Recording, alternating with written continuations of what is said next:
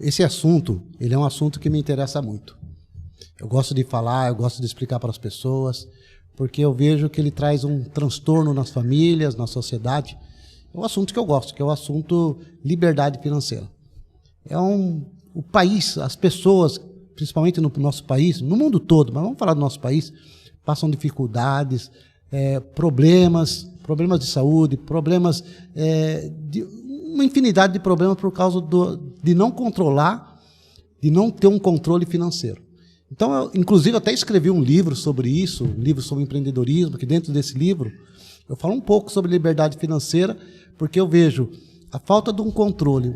As pessoas saem cedo para trabalhar, trabalham o dia inteiro, trabalham o ano todo, e quando ele vai fazer uma somatória, o que eu conquistei esse ano, ele não conquistou absolutamente nada. Ele teve dívidas para pagar, ele acumulou dívidas para pagar, dívidas de cartão de crédito, dívida porque ele comprou um carro que ele não precisava, e tantas coisas, e aquilo vai trazendo um transtorno para ele, e ele vai ficando até violento. As pessoas, eu não acredito uma pessoa seja feliz, chegar no final do ano com boletos para pagar.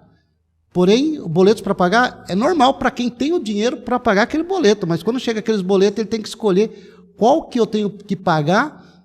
Eu pago esse, eu pago aquele, e daqui a pouco ele fica numa bola de neve que ele só fica pensando nisso. Ele não tem tempo para ler um livro, ele não tem calma, ele não tem serenidade.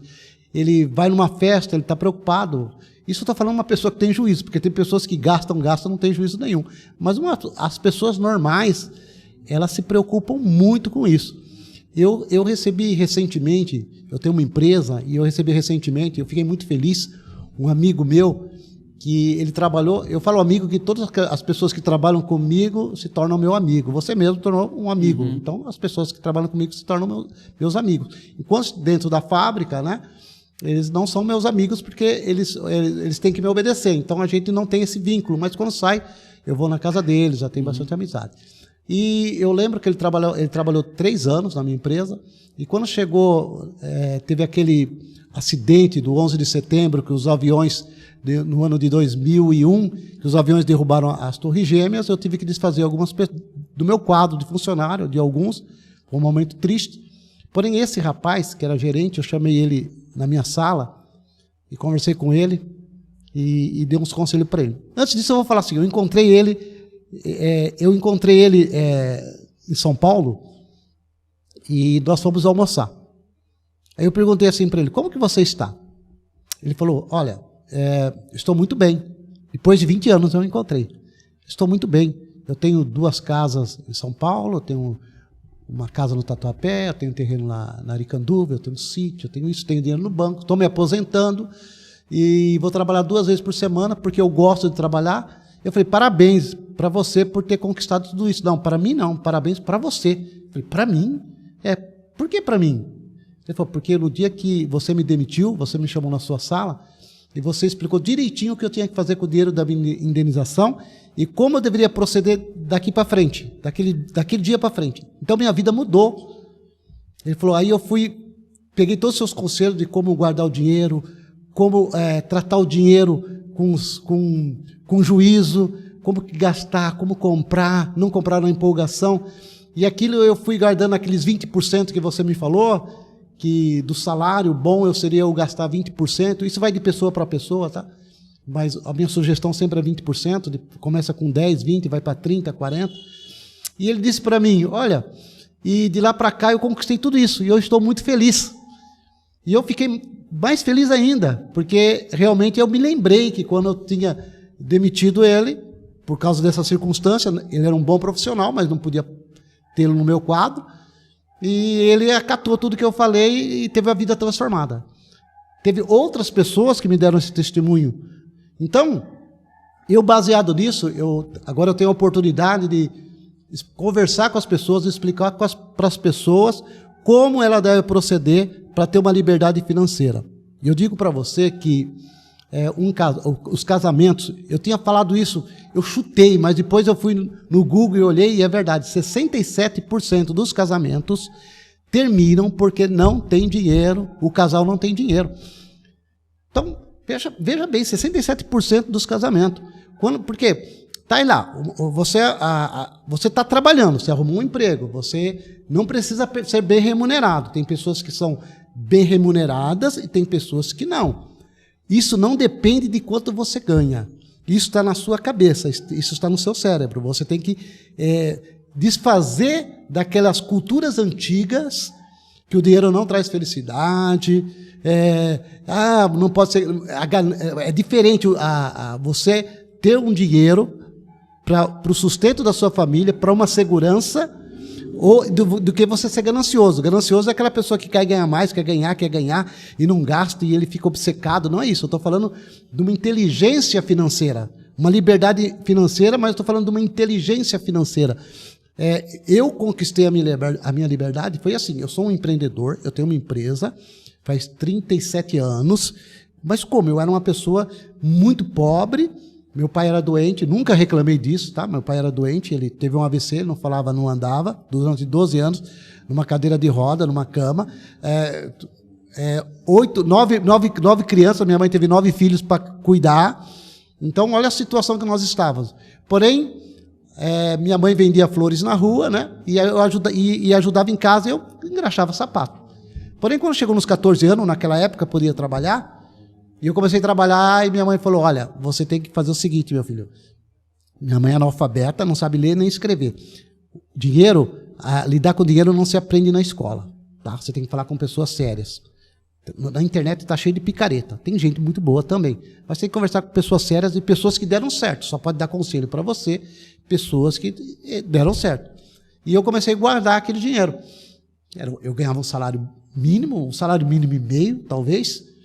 E eu fui pegando 20%, eu ia guardando, minhas férias eu ia colocando lá, porque eu pegava férias trabalhando, meu 13º, eu tomava conta de um carro aí, hoje se fala de flanelinha, fazer alguma coisa, tal, fazia um bico, e eu acumulei 8 salários mínimos, que para a época não era razoável, e surgiu uma oportunidade de eu abrir uma empresa junto com... A história é longa, mas vou resumir para você, de eu abrir uma empresa. Eu abri uma empresa e continuei com essa mesma cultura de estar guardando dinheiro e não gastar tudo que eu ganho. E hoje, você me conhece bem, eu tenho uma empresa que ela é uma referência no mercado, eu tenho 8 prêmios de melhor fornecedor da Embraer. Então, tudo isso aconteceu porque lá atrás eu tomei uma decisão. Então, as decisões que você toma agora vai refletir lá na frente, não é a curto prazo. As decisões refletem a longo prazo. Então, eu estou dando um conselho para você e para todas as pessoas que estão me ouvindo, que a liberdade financeira começa como uma semente. Você tem que desfazer daquelas amizades existem amizades que falam, que nada, vamos fazer isso, vamos na balada, vamos gastar. E você fala assim, daqui para frente eu vou tomar uma decisão firme na minha vida e vou mudar de vida. Olha só. Um conselho que eu dou para as pessoas, estamos chegando no final do ano, né? Então, vamos falar que eu estou fazendo um especial de final de ano? Estamos chegando no final do ano. Então, o que você deve fazer? Se você pegar o ano de 2021, né, dia 31 de dezembro de 2021, no dia 31 de dezembro de 2022, você pega um caderno, se você tivesse pego um caderno naquela época, e marcado tudo que você tinha, e você marca tudo que você tem agora. Aí você fala, pera um pouquinho, o que eu conquistei? Eu trabalhei pra caramba, trabalhei o ano todo, o que eu conquistei? Será que eu não corri atrás do vento? Tem pessoas que estão correndo atrás do vento. Acorda de manhã, chega à tarde em casa, e quando chega no final do ano que ele fica querendo comemorar Natal, Ano Novo, não tem o que comemorar. Porque quando ele faz essa conta... Ele fala, eu trabalhei de graça, eu não conquistei nada, eu somente sobrevivi. Sobreviveu. Então, nós não temos a missão de somente sobreviver. Então, eu aconselho as pessoas agora, nós vamos entrar num ano novo agora, né? O ano de 2023 vai começar. Então, eu aconselho que a pessoa faça isso no dia 31 de dezembro de 2022, ela compra um caderno e marca tudo que ela tem de ativo e passivo também. Quando chegar no final do ano de 2023, no dia 31 de dezembro, ela vai fazer o comparativo. Só que ela vai tomar uma decisão agora e falar assim, olha, eu vou mudar minha vida, eu vou gastar menos não posso gastar mais do que eu ganho, eu vou gastar menos. Eu vou me controlar, porque é um impulso. Quando a pessoa compra, ela compra por impulso. Quantas coisas que eu tenho na minha casa, quantas coisas que as pessoas têm em casa que comprou por empolgação e está encostado e não usa. Está lá encostado, não joga fora, não vende e está lá parado. Isso é uma doença. Você sabe que o obsessivo, aquele que é obsessivo, ele quer gastar, ele não tem controle. Isso é uma doença. Tem até tratamento para isso. Não vamos chegar nesse ponto. As pessoas não chegam nesse ponto. Não precisa rasgar o cartão de crédito. O problema não está no cartão de crédito. Está aqui. Ó. Você rasga o cartão e daí? O que você deve por o cartão continua lá. Então, o que você faz? Fala, quanto que eu ganho? Primeiro você paga todas as suas dívidas. Você paga todas as suas dívidas. Aí você faz... A pessoa que é casada tem que conversar com a esposa. A pessoa que tem filhos, faz uma reunião familiar, e ele falou, nós vamos começar a mudar de vida, 2023 vai ser diferente para nós, porque eu quero ser uma pessoa diferente, eu quero ser uma pessoa feliz. O dinheiro, ele não traz felicidade, o dinheiro resolve muitos problemas. Eu acredito que 70% a 80% dos nossos problemas, do problema da família brasileira, é financeiro. Os outros 20% são problemas que o dinheiro realmente não vai resolver, problema de saúde, embora se você tiver um problema de saúde, e se você tiver um bom plano de saúde, que é o que o dinheiro faz para você, um bom plano de saúde, você vai num hospital bom e você é curado mais rápido, e a chance de você viver mais é melhor. Mas suponhamos que você tem uma doença incurável, então isso o dinheiro não vai resolver. Então isso é para essas coisas que o dinheiro não resolve. Mas 80%, até mais, ele resolve. Pensa bem agora. Se você está aí na sua casa, você está aí tranquilo. Se eu te dou 1 milhão agora, você vai, poxa, seu 1 milhão vai me ajudar bastante. Então, quer dizer, você vai pagar suas contas e você vai dormir tranquilo. Mas, porém, se eu te der 1 milhão agora, porque isso não se ensina na escola, tá? Educação financeira não se ensina na escola. Deveria, porque... A escola se forma na faculdade de medicina, grandes médicos são formados, grandes engenheiros são formados, grandes advogados são formados, jogadores de futebol são lançados aí no mercado, que ganham uma fortuna. Porém, eles não foram treinados para isso, eles não foram treinados para lidar com o dinheiro. E médicos, advogados, pessoas famosas que você vê na mídia, perde tudo. Por quê? Ninguém ensinou. Ele gasta, ele acha que o dinheiro foi feito para gastar. Não, o dinheiro não foi feito para gastar. O dinheiro foi feito para a gente, realizar os nossos desejos, né? O dinheiro foi feito para ajudar as pessoas, para você fazer com que a sua família tenha um bom suporte, para fazer com que seus filhos estudem numa escola boa. O dinheiro ele foi feito para realizar seus sonhos. Porém, ele mal administrado, ele não vai realizar seus sonhos, ele vai trazer um pesadelo enorme para você, você não vai nem conseguir nem dormir. E quando uma pessoa está precisando de dinheiro, ela chega no desespero. Então ela vai no banco, pega empréstimo com juros altos, penhora o carro, penhora a casa. Ele deve para a agiota. Se ela pede dinheiro emprestado para um amigo, olha, eu vou te dizer uma coisa, eu não vou generalizar, mas eu vou falar 99%, porque pode haver exceções. Mas quando um amigo seu chegar para você e pedir dinheiro emprestado, ele não vai te pagar. Aí vai perder a sua amizade, você vai perder o dinheiro e ele vai perder a sua amizade. Aconteceu várias vezes comigo, eu sei. Então a gente aconselha os gurus financeiros, eles falam assim, olha, como ele não vai pagar mesmo, se você tiver condições, é melhor dar. É melhor dar, porque aí você continua a amizade com ele. Mas junto com o dinheiro, eu dou o dinheiro, mas também eu dou o conselho. Quando você abre você está assistindo uma TV, está assistindo televisão, um programa que você gosta. Daqui a pouco você vê um comercial. É só até sábado. Nossa, uma geladeira. Você não precisa da geladeira, você não precisa daquela televisão, você não precisa daquele sofá. Aí você fala, acho que eu vou trocar o sofá, acho que eu vou trocar a televisão. Por quê? A mídia lançou para você que você precisa ser consumista. O brasileiro é consumista. Então você vai lá, mas não é, mais de 30 anos que eu estou ouvindo que só é até sábado. Não. Aquilo é uma coisa para pegar você, é uma armadilha. É lógico, você precisa ter uma casa confortável, você precisa ter os móveis, você precisa ter uma TV boa, você precisa ter um carro bom, mas você tem que trocar na hora certa. Você não... Olha, eu nunca compraria um carro se eu tivesse que pagar prestações. Você tem que ter o dinheiro para poder comprar aquele carro à vista. E não precisa ser um carro 0 km, pode ser um carro que te leva para lá e para cá. Você tem que levar uma vida equilibrada. É um equilíbrio que existe. Então, as pessoas não têm equilíbrio. Elas gastam mais do que ganham. E quanto mais ganha, ela acha que ela precisa ganhar mais. Ela precisa ganhar mais. Não, ela não precisa ganhar mais. Ela precisa gastar menos. Essa conta nunca vai fechar. Ela precisa gastar menos. E como que eu faço para gastar menos? Como que eu faço? Primeiro, você precisa de uma reserva financeira. Qual que é a importância dessa reserva financeira?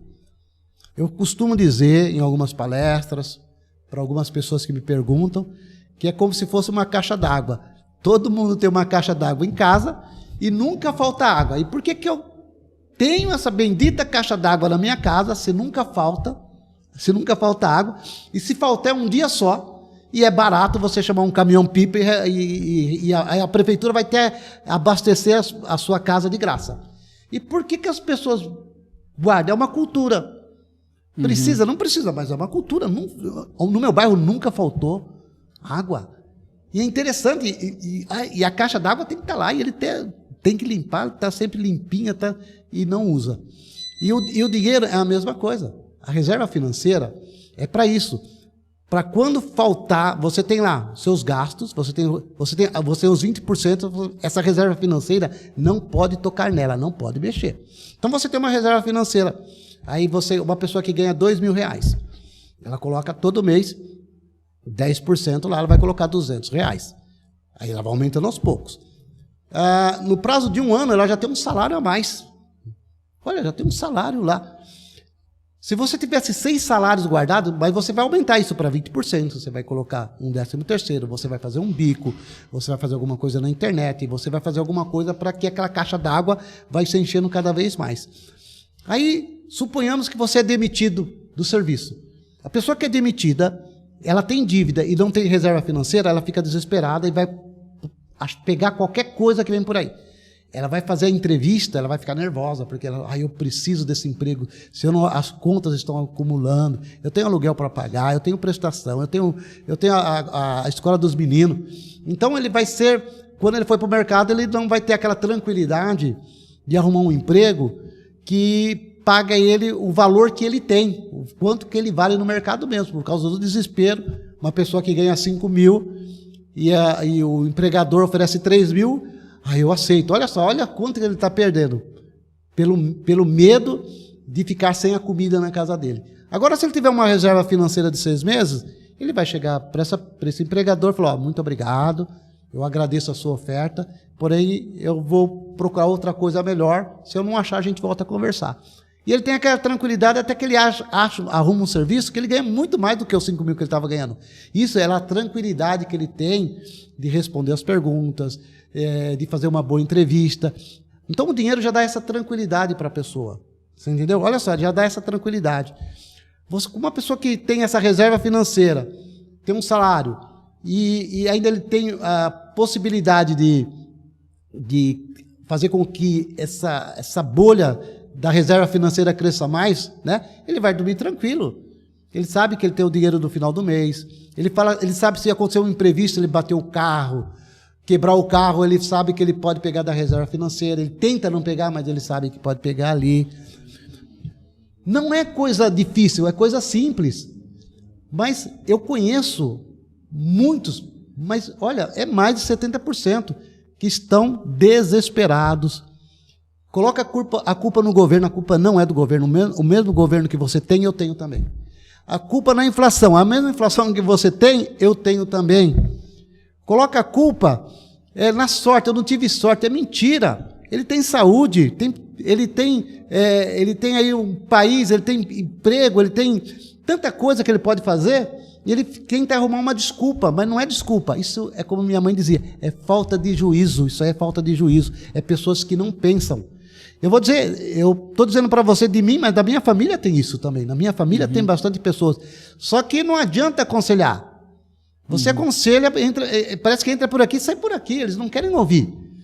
Então, aí, primeira coisa, uma pessoa que é cristã, primeira coisa que ela vai falar assim, o dinheiro é a raiz de todo mal. É mentira. A Bíblia diz que o amor ao dinheiro é a raiz de todo mal. Então, ela fica tentando arrumar coisas para gastar. Eu já vi frases absurdas. Quando você morre, lá dentro do caixão não tem um cofre para você colocar os seus bens, você não vai levar nada. Mas, caramba, você vai morrer quando? Então, quer dizer, ele vai morrer amanhã? A pessoa tem 70 anos e está falando a mesma coisa. A Bíblia fala que é legal a gente deixar uma herança até para os netos. É uma bênção. O dinheiro é uma bênção, ele é bem utilizado. Outra coisa que a gente faz também, é uma coisa que eu fazia, me envergonho de falar isso, porque a gente tem inveja de quem é rico. Mas a pessoa que é rica, às vezes a gente coloca um monte de adjetivos ruins para essa pessoa que é rica, fala, ele é rico porque ele roubou, ele é rico porque ele se aproveitou de alguém, ele é rico porque ele teve sorte. Não, ele é rico, essa pessoa é rica porque ele trabalhou, porque ele teve estratégia, porque ele foi inteligente financeiramente, porque ele abriu um bom negócio e soube administrar, ele sabe lidar com as emoções, ele sabe lidar com pessoas, ele deve ser uma referência. Hoje eu tenho as pessoas ricas como referência, eles são referências, porque para chegar onde eles chegaram, eles trabalharam bastante, e eles fizeram a lição de casa direitinho, e o que ele faz com aquele dinheiro que ele tem, ele gera emprego, ele gera recursos para outras pessoas, ele semeia semente para ajudar as pessoas, ele paga um imposto, que esse imposto bem utilizado pode abrir hospitais, pode abrir escola. Então eu gosto dessa matéria, liberdade financeira. Tem que pensar melhor. Mauro, agora uma pergunta agora. Você não acha, esses dias eu estava comentando com a minha esposa, você não acha que, você falou, né, que a cultura, é uma cultura do país, vamos dizer assim, não pensar numa reserva, né, que tem a sua segurança financeira e a sua liberdade financeira, né? A segurança é aquilo que quando der algum problema, você tem a sua caixa d'água lá, certo? Que você explicou. E a minha liberdade financeira é eu ter uma liberdade financeira. Eu compro aquilo que eu quero, eu visto do bom e do melhor, eu como do bom e do melhor. Correto. Mas assim, você não acha que o problema de tudo isso está na nossa educação, que nós não aprendemos, os nossos pais, começa pelos nossos pais, aí nós não podemos culpar os nossos pais, porque daí nós vamos ter que ir para os nossos avós. Nós não sabemos construir. O brasileiro, ele não sabe construir. Desde criança, ele não aprendeu a construir. Construir o quê, por exemplo? Vou colocar R$10. Depois, no outro mês, R$10. Nós não temos paciência, porque a gente não sabe construir.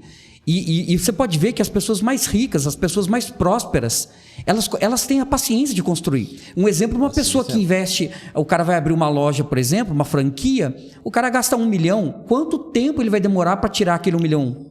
Para começar, para pagar o que ele investiu, para depois ter lucro, 4, 5 anos, isso é uma construção. Então, eu até brinco assim, eu falo que o legal seria começar a ensinar para as crianças, sabe quando você planta o feijãozinho no algodão, que dá 21 dias, uma coisa assim? Isso é um bom exercício para a criança. As escolas fazem isso, porque minhas netas, meus filhos já levaram esse feijãozinho plantado no algodão. Não poderia mudar esse conceito de plantar algodão e falar para a criança, olha, vamos fazer agora uma aula que eu vou ensinar vocês a semear a semente do dinheiro que você vai construir. Isso é a longo prazo, tá? Mas você acha que é um problema de construção? Olha, essa é a pergunta. Olha, tem a ver com construção? Olha, tem muitas coisas que não somente com construção. Como você falou dos antepassados. Então a gente já vem trazendo isso dos antepassados. Não são todos, porque tem várias pessoas que vieram de outros países, chegaram aqui no Brasil e prosperaram, porque já veio com uma cultura de outros países. Veio uma cultura lá da Europa, que eles já tinham essa cultura e chegaram aqui e ficaram muito ricos e continuam ricos. Pessoas que vieram dos Estados Unidos para cá também, colocaram suas empresas aqui e já vieram com essa cultura. Então vamos falar aqui do nosso país, do nosso Brasil. A gente é imediatista, a gente quer ver as coisas acontecerem muito rápido. Então você falou a palavra paciência. Então, primeiro, nós temos que ter paciência. Nós temos que começar a construir, ao invés de construir, nós temos que primeiro ensinar as crianças, que você mexe com criança, você sabe muito bem que elas absorvem rápido os conteúdos. Se a gente começar pelas crianças a construir uma nova mentalidade, construir algo dentro da cabeça dela, algo que dizer assim, olha, realmente aquilo que você aprendeu, que o dinheiro é a raiz de todo mal, não, é o amor ao dinheiro. E começa os pais começam a dar mesada para as crianças começam a guardar uma parte dessa mesada, a escola precisa colocar essa matéria, porque é muito importante. Não adianta o pai falar, meu filho vai ser um grande médico, mas eu conheço médico que está devendo para todo mundo, está falindo. Eu prefiro que meu filho não seja nada, apenas ele seja alguém que construiu alguma coisa e que vai ajudar a sociedade de uma outra forma. Ou eu prefiro que ele seja um médico, um advogado, mas com uma mentalidade moderna, com uma mentalidade que ele vai ser um melhor advogado, mas ele não vai morar na rua, ele não vai pagar aluguel, ele não vai ficar devendo boleto, ele não vai passar vergonha. Ele vai ser um advogado, ele vai ganhar bem e ele vai conseguir fazer todas essas etapas da reserva financeira. Eu estou falando, Davis, da reserva financeira. Mas você tem que pegar esse dinheiro e sempre multiplicar. Eu achei uma coisa engraçada. Eu tenho um rapaz, sabe aqueles caras que trabalham na roça? E esse rapaz, lá de Jambeiro, ele trabalha na roça e falou assim para mim. Ele pediu algumas explicações, como que eu consigo as coisas. Eu fui explicando para ele no trajeto. E eu falei assim para ele, você acredita que você pode ser sócio de uma empresa com R$3? É lógico que eu não vou ensinar ninguém a trabalhar com a Bolsa de Valores. Você tem que começar, pelo menos com poupança, CDI, essas coisas normais. Você tem que primeiro falar, eu quero guardar dinheiro. Vou deixar de gastar e vou começar a guardar dinheiro. Mas eu falei para ele, olha, tem empresas excelentes, você pode ser sócio com R$3,50. É mesmo, é? E ele se interessou. Eu falei, olha, eu não te aconselho a fazer isso, mas se você quiser fazer um teste, realmente tem ações da Bolsa de Valores que custa R$8. 10 ações vai custar 30, 100 ações vai custar 300. Por que um pai não... Porque a Previdência hoje não funciona, essa Previdência que a gente tem no país não funciona. Não adianta você falar, vou fazer um consórcio. Não, o que você tem que fazer é criar uma cultura na sua família, você pode criar essa cultura, ler bons livros, você tem que ler bons livros. Quem não lê não vai progredir, não adianta você só assistir palestra, você receber conselho, você tem que ler aquilo que é importante, você tem que ler e você tem que absorver o conhecimento daquele livro. E você fala assim, poxa vida, o que eu vou fazer? Imagina só esse rapaz, ele falou, você pode com R$300, você pode ser com R$100, você pode ter 300 ações, e ele ficou super feliz. É mesmo, você pode ser sócio de uma grande empresa, mas tem uma infinidade, esse assunto não acaba nunca. Isso é super importante. Não adianta a família falar, eu vou dar estudo para o meu filho. Você vai dar estudo para ele, mas se você não ensinar esses princípios financeiros, ele vai ser um bom médico, mas ele vai ser um mau gestor do dinheiro dele. E tá vendo aquele cara ali, aquele que está passando ali, aquele advogado famoso? Ele está me devendo. A casa dele está penhorada. Quantos jogadores de futebol você vê aí? Casa penhorada, incrível. O cara ganhou uma fortuna. E a casa dele, abria as folhas estava lendo, não é mais jornal, estava lendo eu estava lendo uma notícia, eu vi um jogador de futebol que ganhou uma Copa do Mundo e a casa dele sendo penhorada. Por quê? Aí você vai, a culpa não é, de quem que é a culpa? Aí ele dizia que ele, na garagem da casa dele tinha 10 carros. Para que você vai querer 10 carros? 10 carros, imagina só que despesa que aquilo vai dar, desvaloriza. Você não precisa ter 10 carros, você tem que ter um carro bom que leva a sua família para lá e para cá. É lógico, você tem que conquistar uma casa na praia, você tem que conquistar um sítio, mas isso é consequência de uma semente que você está plantando agora. A pessoa não tem paciência de esperar e vai no banco, pega emprestado, ou financia com a Caixa, Ou financia direto lá com a construtora, mas ele não precisa de uma casa na praia agora. Ele pode esperar mais um pouco, ele pode alugar uma casa lá. Então, esse é um assunto complexo que nós nem começamos a conversar ainda e já está dando tempo. Ô Mauro, uma outra pergunta. Eu vou contar uma historinha para depois chegar na pergunta, tá? Esses dias eu estava ali num bairro nobre de São José dos Campos e eu vi um carro que me chamou muita atenção. É um carro totalmente diferenciado. E aí, quando eu olhei aquele carro, eu falei, opa, esse carro aí me chamou a atenção. Que carro que é esse? Eu anotei o modelo do carro, eu fui Parecia o carro do Batman, acho que eu já vi, era preto? Não era. Eu vi um carro também que me chamou a atenção. Era um carrão. Aí, eu fui na internet, pesquisei o modelo do carro, o carro custava R$700 mil. Aí me veio a pergunta, né? Porque eu fiquei impressionado de ver aquele carro na rua. Eu olhei e falei, cara, o que é isso? Eu nunca vi um carro tão lindo assim. E tinha de tudo. Eu assisti um vídeo no YouTube do carro de 1 hora, o cara explicando o que tinha dentro do carro. 1 hora ele explicando o que o carro fazia. Enfim. Aí a pergunta que me vem é: o que esse cara faz para tanto dinheiro passar na mão dele para ele ter um carro desse? Porque quem tem um carro de 700 mil, ele já tem uma casa boa, ele consegue manter, sustentar aquele carro, aquela vida. E aí, agora eu chego na minha pergunta, né? Ele sabe tanto o caminho. É um cara que sabe o caminho para ele chegar a ter essa condição financeira. Você não acha que falta um pouco também nós sermos mentoreados por alguém? Porque o caminho é muito mais fácil você ser mentoreado por alguém. Por que eu estou dizendo isso? Porque se um cara desse pega alguém que é pobre, e fala assim, vem cá que eu vou te ajudar porque eu sei o caminho. Olha aqui o que eu tenho, eu sei o caminho, trilha por aqui. Então, a pergunta é, você acha que a mentoria, você acha que, além de construir, que a gente está falando aqui, você acha que a mentoria é essencial na vida de uma pessoa para ele ser rico, vamos dizer assim? Davis, a mentoria, as pessoas não querem mentoria.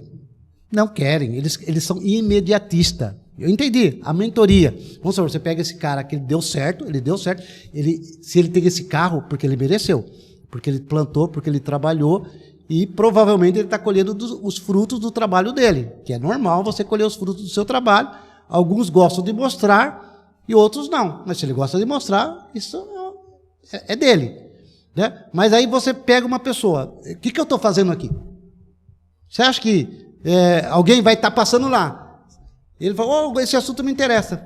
Vai ter visualização? Então, quer dizer, a pessoa não interessa, a pessoa não quer, a pessoa quer cerveja, a pessoa quer balada, a pessoa quer viver hoje, a pessoa quer bagunça. É difícil, eu tentei, os que me ouviram deram certo, que eu contei para vocês, os que ouviram deram certo. Eu tenho um exemplo de uma pessoa que você conheceu, não vou falar o nome, não posso, e você sabe que ele fazia tudo isso, né? Ele ganhava uma fortuna, e ele gastava toda essa fortuna e ficava devendo. Ele devia muito dinheiro no banco, ele achava que o cheque especial era dele, ele não encontrava os cartões, e ele achava até engraçado aquilo. E um dia eu sugeri um livro para ele. Eu dei a mentoria, mas o santo de casa não faz milagre. Que livro que era? Então, vou falar do livro. Aí eu falei assim para ele, olha, fulano, você vai pegar o livro, se você ler esse livro, você vai ser outra pessoa, você vai mudar. Tá legal. Aí o livro que eu dei para ele que eu sugeri para ele foi O Homem Mais Rico da Babilônia, que eu sugiro para todos. Tem o Pai Rico, Pai Pobre, O Homem Mais Rico da Babilônia, e tem muitos outros. Aí ele demorou para comprar, mas um dia ele me ligou e falou, olha, eu estou aqui em tal lugar, na rodoviária, e estou comprando um livro, eu vi ele aqui, eu vou comprar. E comprou. Eu falei, fiquei tão feliz, ele comprou. Depois eu perguntava para ele, e aí, como foi o livro? Não li ainda. Como foi o livro? Não li ainda. Passou mais de anos e ele deu esse livro para um amigo dele. Então, quer dizer, se a pessoa não quer ler um livro, é preguiça, isso é preguiça. Então, é preguiça. A Bíblia fala, né, que a preguiça leva a pessoa à ruína. Isso é preguiça, porque se ele não tivesse preguiça, ele teria lido esse livro. Ele teria feito uma mentoria, como você está falando. E ele não fez. Aí você fala assim, será que a pessoa quer mentoria? Será que a pessoa quer um mentor? Quantas pessoas querem um mentor? Como eu disse, quantas pessoas lê o livro? Quantas pessoas entram na internet e olha, que legal, acho que eu vou... Não, isso é babaquice, ri da sua cara. Então, ele acha que o autor fez aquilo para ganhar dinheiro. Fez aquilo para ganhar dinheiro, e o autor não fez aquilo para ganhar dinheiro. O Homem Mais Rico da Babilônia, ele foi escrito antes de Cristo, muitos anos antes de Cristo. Foi achado numa caverna. Olha, foi achado numa caverna. Não muda. Você reparou? Não muda. E o que o homem mais rico da Babilônia, o livro diz, o pai pobre, pai rico diz, e o que eu digo é a mesma coisa, não mudou nada. Não mudou nada. No livro O Homem Mais Rico da Babilônia, ele encontra um país devastado por causa do consumismo, e o rei contrata ele e fala, pô, esse cara está sempre numa boa, sem sempre dinheiro, e contratou ele como consultor. E ele fez a consultoria, e todos lá na Babilônia prosperaram porque ouviram ele. O problema, David, está no ouvir. Mas no ouvir e executar. Porque tem pessoas que ouvem e falam, legal, que bacana, poxa vida, mas o negócio é não ouvir. Ouvir sim, e o executar. E o executar é executar com disciplina. Não adianta você falar assim, olha, esse mês aqui eu não vou colocar 10% não, porque não vai dar. Não, tem que dar. Tem que dar. Primeiro você paga você mesmo. Você chega e fala assim, isso aqui é meu, vou pagar lá 10%, 20%. Aí você vai pegando gosto, aí você vai se motivando e você vai colocando mais, Aí sim você vai surpreender os seus amigos, você vai surpreender seus familiares. Aí a pessoa, que sorte que você teve, hein? Não, você fez a gestão do dinheiro. O dinheiro precisa de gestão. As pessoas precisam de mentoria. Mas quando você ganha o dinheiro, ele precisa de gestão. E as pessoas não fazem gestão do dinheiro. E as pessoas gastam dinheiro de uma forma louca. Eles são malucos, de uma forma que começa a fazer dívida, comprar carro. Não, carro, pode andar de Uber, tem tantas opções, principalmente para quem vive na cidade, tem muitas opções. Mas as pessoas não querem. Já está mudando a mentalidade. Agora estou dizendo assim, já estamos mudando. Muitas pessoas já estão nos ouvindo, muitas pessoas já têm mentores, realmente até os jogadores de futebol, pessoas famosas estão contratando mentores, para poder, porque ele é um profissional, ele é um jogador de futebol, não é um gestor do dinheiro, é bom contratar mesmo, ele é um médico, ele precisa de um gestor, de uma consultoria, precisa sim, e a pessoa vê que a vida muda, e um país rico, é um país próspero, é um país feliz, é um país de oportunidade. Ô Mauro, para finalizar agora, resumidamente, qual é o caminho a se trilhar? Uma pessoa que é funcionário, que quer ter uma liberdade financeira. Resumidamente, qual é o caminho a se trilhar? Qual é o conselho que você dá? Segue esse caminho, esses passos, para você, daqui 10 anos, você vai mudar a tua vida. Tem que aprender a construir. Mas comece a fazer isso agora. Tem que fazer o quê? Primeiro passo, atitude. Tá? Ter atitude de fazer o quê? Não, primeiro passo, atitude. Ele fala assim, não, eu quero mudar. Eu preciso. Eu não posso mais continuar do jeito que eu estou. Meu casamento precisa dar certo. Eu preciso ter meus filhos numa boa escola. Eu preciso pensar no futuro da minha família. Então, ele tem que ter responsabilidade. Então, ele tem que ter atitude, responsabilidade. Primeira coisa que ele faz... Ele fala assim, primeiro, eu vou pagar minhas dívidas, tá? Porque não adianta ele colocar dinheiro, guardar dinheiro e ter dívida e os juros comendo aquela dívida dele. Uhum. Então, primeiro ele fala assim, eu vou pagar minhas dívidas. Vai demorar quanto tempo? 6 meses? 1 ano? Não. Mas ele já saiu do negativo para o empate. Então, ele já estava no negativo lá, 3 mil, 5 mil, 10 mil, não importa. Aí ele chega no final do ano e fala, olha, já paguei minhas dívidas. Já estou parando de correr atrás do vento. Uhum. A partir dali, ele já começa a fazer um plano.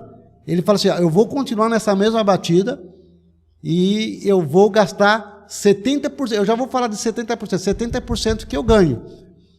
Eu vou viver numa situação, né? Eu vou pautar minha vida em 70% do que eu ganho. Isso aqui vai ser, a minha vida vai ser aqui. E ele vai ter disciplina e ele vai. Então ele vai, aí vai sobrando sempre 30% para ele. Ele recebe um aumento, alguma coisa, ele continua. Ele só vai aumentando aos poucos, mas ele continua sempre com 70%. Aí depois, no meio do caminho, ele já está andando. Aí vai aparecer alguma coisa boa para ele, como apareceu para mim. Vai aparecer uma franquia. Vai aparecer oportunidade. Uma oportunidade.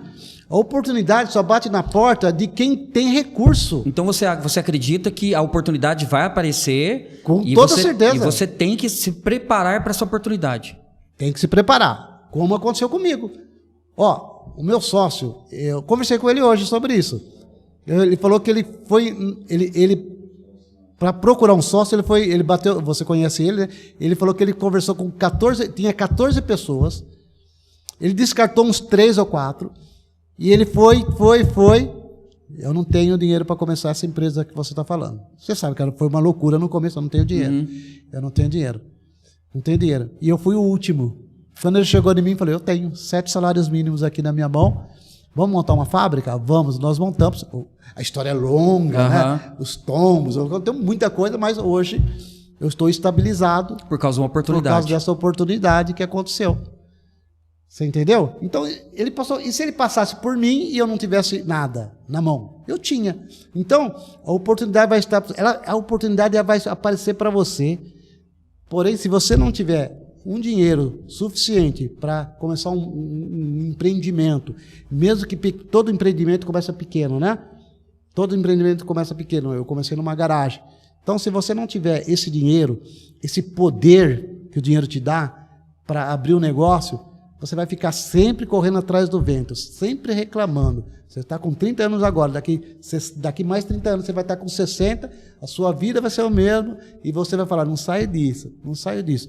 E também uma coisa que eu aprendi com a minha mãe, né? Que eu lembro que nós entramos num acordo que a gente não íamos reclamar mais da vida daquela época. Nós paramos de reclamar. Foi uma coisa assim, paramos de reclamar e as coisas mudaram. Isso aí seria um outro capítulo daquilo que a gente fala, né? Do pensamento, você pensar sempre para frente que tudo vai dar certo. Legal. Ok, Davis? Muito bom. Legal. Espero que as pessoas assistam esse vídeo. Nós vamos fazer mais sobre esse assunto, que isso é só um começo, né? Então vamos fazer mais coisas aí, vai ser legal, tá bom? Obrigado aí, pessoal.